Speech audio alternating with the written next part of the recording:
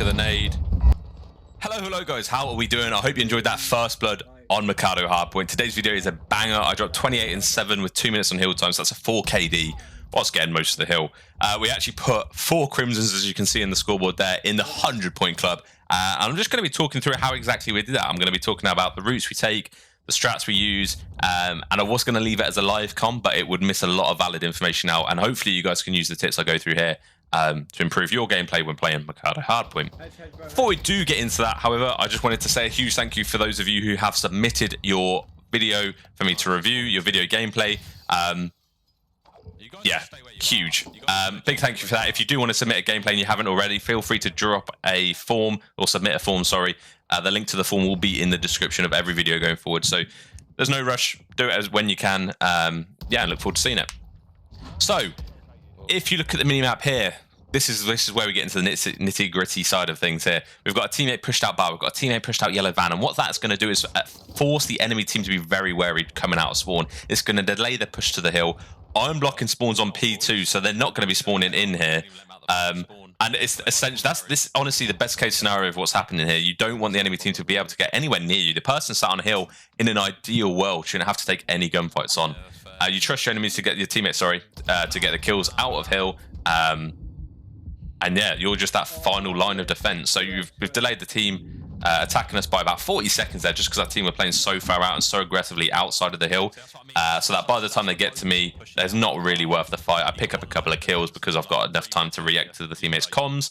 And yeah, that's a great hold of P2. That's probably the best P1 to P2 rotation I've ever done.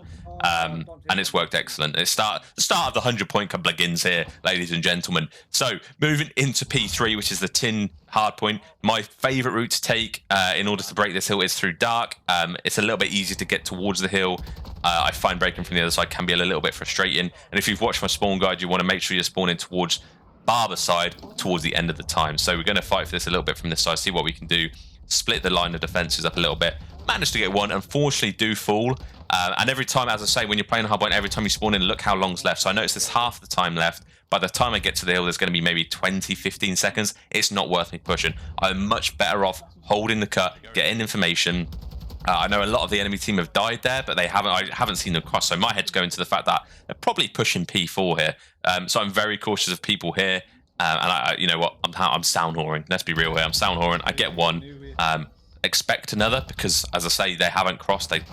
Chances are they are rotating, and because we are still in tin, they're going to be spawning towards P2. So that's why all my focus of attention is towards this side of the map.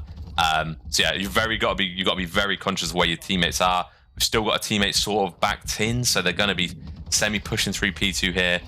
And if I look at the mini-map, see where the teammate is spawned, that gives me a lot of information. I know no one on the enemy team is where my teammate is spawned. I've also, looking at the mini-map, realised that a teammate of mine has also pushed out P2, which means that they must be coming from mid, tin, that general area there, because they're spawning. So they're spawning in Narnia. So I'm trying to play my life. As long as my teammate is P2, I'm convinced he's got it covered. I'm not really, expecting any gunfights coming from that side, so I'm trying to play my life here.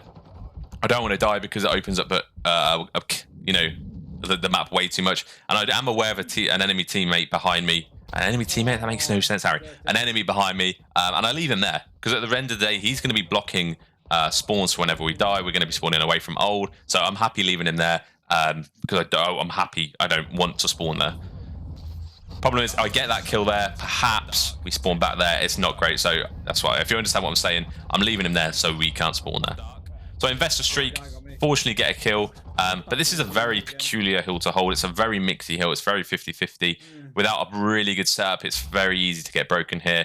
Ideally, what we would like is an SMG to push through dark, to be that almost replicating the P2 hold we had, but just flipped to the other side of the map. So yeah, you sort of want someone cutting off the mid, you want someone holding forklift, you want someone dark, and they spawn in Narnia, and they've got to get through so many lines of defense. So I've noticed that a teammate spawned RV or P7. Now that tells me that's someone behind me, which is why I checked it. But I think I'll second guess myself and stop challenging it. But yeah, if your teammate here, if the garage, there's like a dustbin or a garbage truck, if he doesn't spawn in that garbage truck, chances are, and he spawns further back, chances are there's somebody at the garbage truck ready to shell. So that's why I sort of knew there was somebody there. And the rest of the team are going huge there. You've got God with a 3-piece, and I'm pulling her back out because at the end of the day, before I'm even thinking about this current hill, I'm thinking about the next hill. In order to get to the next hill, we need P7 spawns. So I'm sort of playing this here, playing the cuts.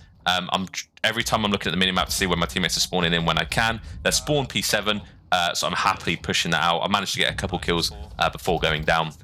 And we are 150 points up with P6 in hand. So things are looking good. And yeah, let's see what we do here. So again, this whole time this hill is up, you want to make sure you're blocking the back spawn. So I think about it, when you've got this much of a lead, there is no reason you shouldn't have people playing new with 20 seconds left, 25 seconds left. It's an easy way to guarantee the win. And unfortunately, I don't know how this guy slipped through, but because I had a teammate in P6, I just thought he'd shout P6, but that was a very good play out of Kinney, or Kiney, however it's spelled, or pronounced, sorry. Yeah, he played that really well. He ignored the old hill and tried to push for new spawns, but I'm afraid he was alone, and therefore we just got the trade. So I'm playing this really bizarre position here. I'm hoping my teammates spawn out, push out P2, because what that would mean is the enemy team spawn in absolute nowhere, no man's land. But from here, I can watch the whole cross through this side as well as the mid cross. I unfortunately just missed my gunshots. The window's open, it's very windy, and I missed my shots. That's what it came down to. I think if I had a sub, I'd probably be better off with a sub in that position. I think with an AR, I probably should have snaked that heady a little bit, played for intel and then chowed, but hey, is what it is.